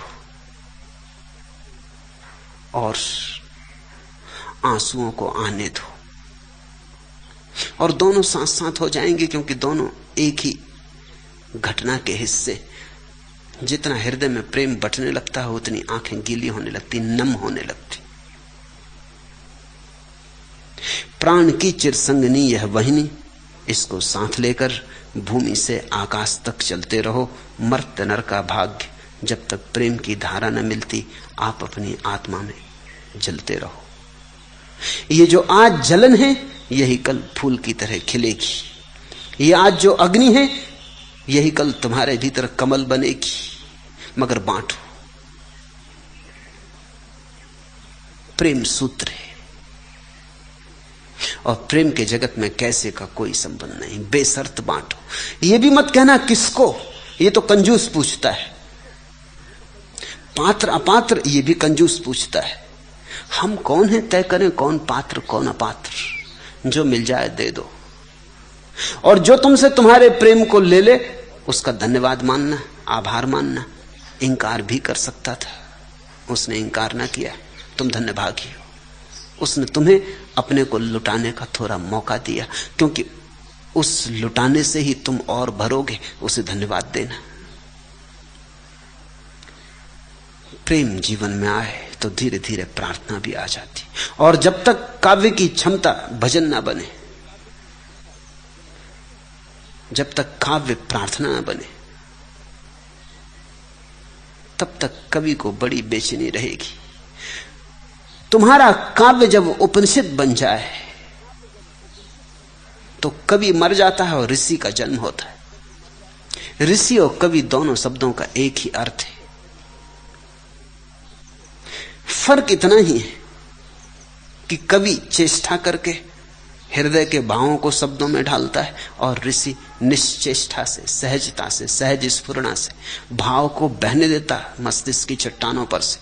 उससे जो रव पैदा होता है, जो संगीत पैदा होता है, वही उसका काव्य है, और वही उसका नैवेद्य है प्रभु के चरणों में।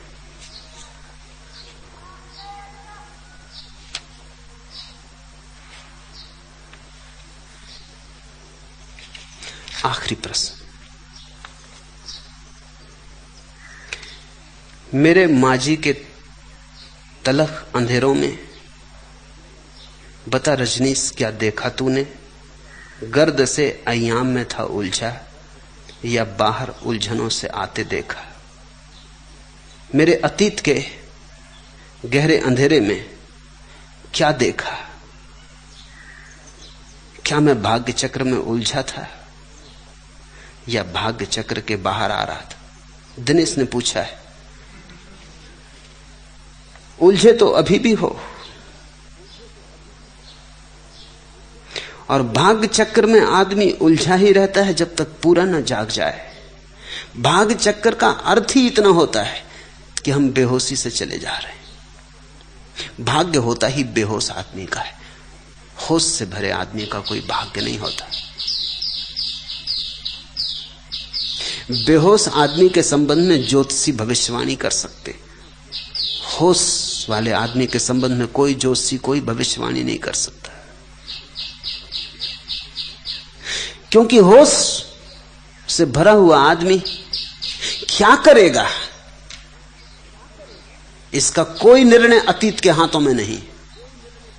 बेहोश आदमी क्या करेगा ये सब अतीत पर निर्भर है। अगर तुम्हारा अतीत बता दिया जाए, पता हो, तो तुम्हारे भविष्य की भी घोषणा की जा सकती। तुमने कल भी क्रोध किया था, परसों भी क्रोध किया था, और भी पीछे क्रोध किया था, तुम कल भी क्रोध करोगे, इसमें कुछ अड़चन नहीं है, क्योंकि तुम वही करोगे जो तुम करते रहे हो। तुम आदत से चलते हो, यंत्रवत हो। भाग्य यानी यंत्रवत जीवन। जैसे जैसे होश जगता है, ध्यान जगता, आदमी भाग्य के बाहर होने लगता है। फिर तुम अतीत से संचालित नहीं होते। फिर प्रतिक्षण जो घटता है उसके साथ तुम्हारा संवाद होता है। वो संवाद सीधा है, वो पुरानी आदत के कारण नहीं। उसका कोई निर्धारण तुम्हारे पीछे के अनुभवों से नहीं होता। इस क्षण की मौजूदगी और इस क्षण की उपस्थिति और इस क्षण का बोध ही उसका निर्णायक होता है। लेकिन दिनेश के जीवन में चेष्टा तो है बाहर आने की, और वही शुभ है। चेष्टा है तो बाहर आना भी हो जाएगा। मुझे इसकी चिंता नहीं है कि तुमने क्या किया, तुमने पाप किए, तुमने बुरे कर्म किए, मुझे उसकी कोई चिंता नहीं। या कि तुमने पुण्य किए, न तो मेरे लिए पुण्य का कोई मूल्य है और न पाप का कोई मूल्य है, क्योंकि पुण्य भी तुमने सोए सोए किए, पाप भी तुमने सोए सोए किए। तुम चोर थे तो सोए थे, तुम संत थे तो सोए थे।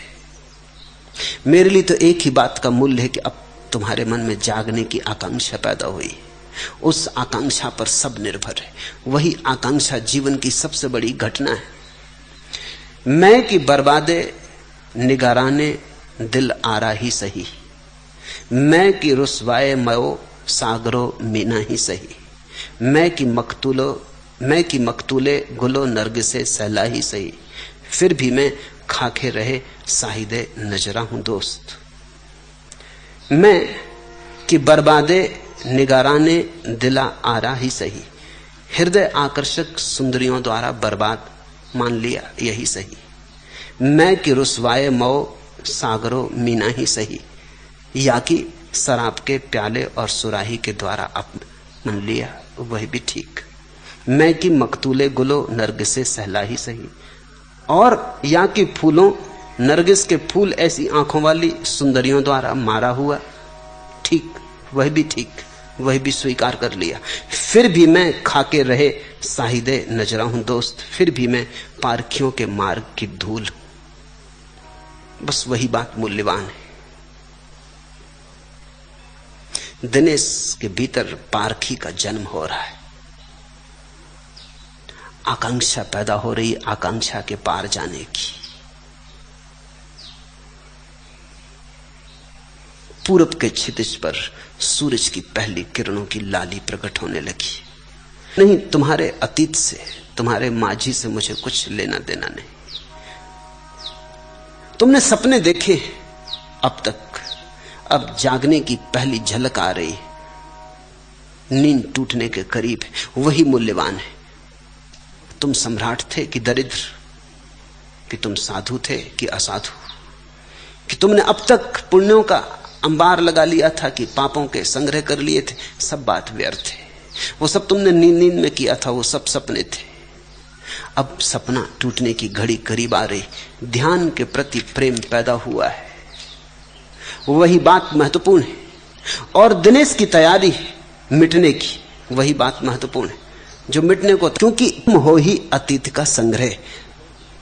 हम जो निरंतर कहते हैं यहां के अहंकार छोड़ दो, तो उसका मतलब सिर्फ इतना ही होता है कि तुम अब तक जो अतीत ने तुम्हें बनाया है उसे विस्मृत करो, उससे अपने को विच्छिन्न कर लो, ताकि ताजे के लिए, घटने के लिए जगह बन सके।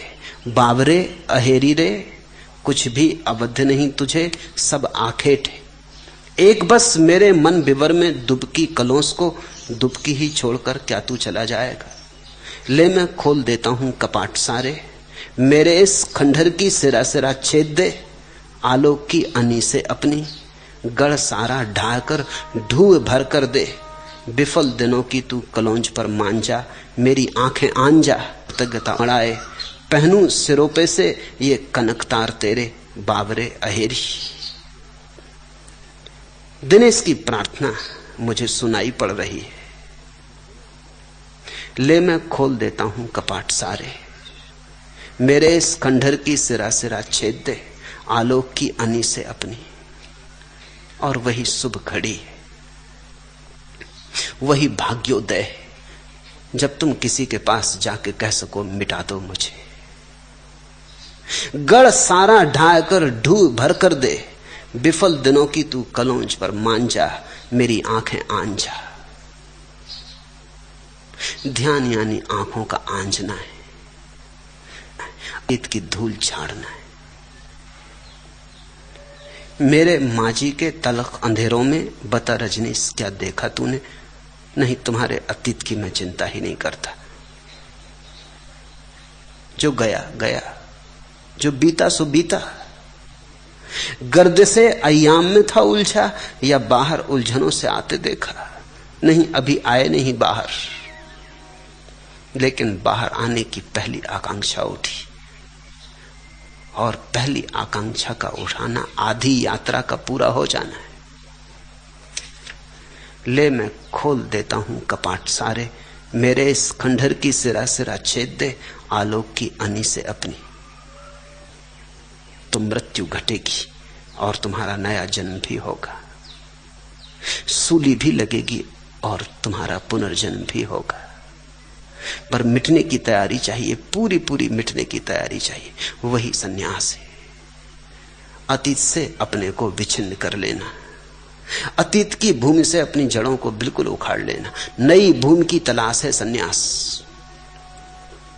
जैसे अब तक जो था व्यर्थ था, जो हुआ हुआ, नहीं हुआ नहीं हुआ, अब हम उससे सब संबंध छोड़ लेते हैं। अब आगे उसका कोई हिसाब ना रखेंगे और अब पीछे लौट लौट कर ना देखेंगे। गढ़ सारा ढा कर ढूंढ भर कर दे, विफल दिनों की तू कलौंज पर मान जा, मेरी तैयार हूं तेरी आंखें आंजने को। थोड़ी तकलीफ भी होती जब आंखें आंजी जाती, आंसू भी बहते, आंख बंद कर लेने का भी मन होता, वह सब स्वाभाविक है। लेकिन अगर साहस हो तो परमात्मा सुनिश्चित घट सकता है। मेरी तैयारी, अगर तुम भी तैयार हो तो कोई रुकावट नहीं बन सकती। छोड़ो पीछे को, आगे की सुध लो। हरिओम तत्सत। आज इतना है।